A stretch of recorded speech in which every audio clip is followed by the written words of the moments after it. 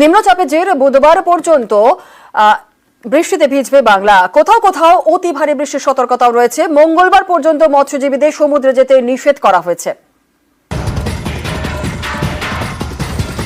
রবিবার সকাল থেকেই কলকাতা সহ দক্ষিণবঙ্গের একাধিক জেলায় বৃষ্টি।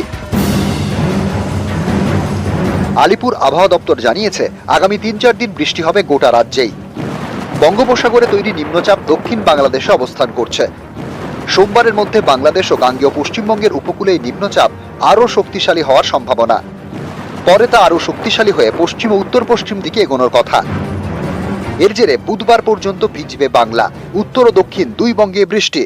দক্ষিণবঙ্গের জেলাগুলিতে 18 থেকে 21 তারিখ পর্যন্ত বৃষ্টিপাতের পরিমাণ বেশি থাকবে।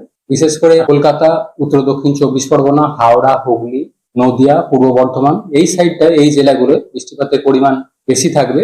উত্তরবঙ্গের জেলাগুলির জন্য আগামী 24 ঘন্টায় প্রধানত হালকা থেকে মাঝারি ধরনের বৃষ্টিপাতের সম্ভাবনা। 19 তারিখ থেকে একটু বাড়বে উত্তরবঙ্গের বৃষ্টিপাত। মেনলি 20 তারিখে উত্তরবঙ্গের বৃষ্টিপাত বেশি থাকবে।